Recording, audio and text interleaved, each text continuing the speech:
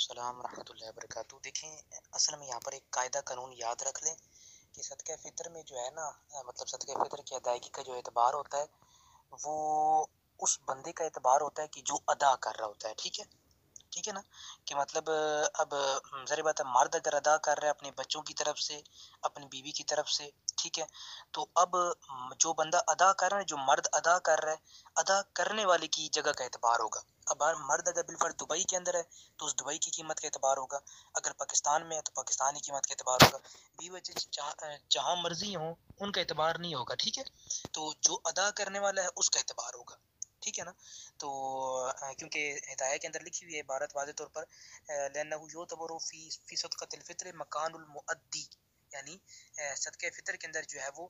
مؤدی یعنی جو ادا کرنے والا بندہ ہے اس کی جگہ کا اعتبار ہوتا ہے، اس کی جگہ کی ویلیو، اس کی جگہ کی قیمت کا اعتبار ہوتا ہے کہ اس کی قیمت کتنی بن رہی ہے، ٹھیک ہے نا۔ تو اس لحاظ سے جو ہے، جو مطلب شور ہے تو اس کی جو مطلب وہ ادا کر رہا ہے تو اس کا اعتبار ہوگا کہ وہ کہاں پر بھی ہے، تو وہاں پر مطلب اس جگہ کا اعتبار ہوگا نا۔ اچھا، یہاں پر ایک اور بھی مسئلہ یاد رکھ لیں کہ اگر بالفرض نابالغ اولاد ہے نا، پھر تو جو ہے ان کی بغیر اجازت کی بھی باپ جو ہے ان کی طرف سے مطلب دے سکتے ہیں صدقہ فطر نا، لیکن بیوی جو ہے، بیوی کی اجازت ضروری ہوتی ہے نا، بیوی ظاہری بات ہے کہ خود مختار ہوتی ہے، تو لہٰذا صدقہ فطر ادا کرتے وقت پہلے بیوی سے جو ہے وہ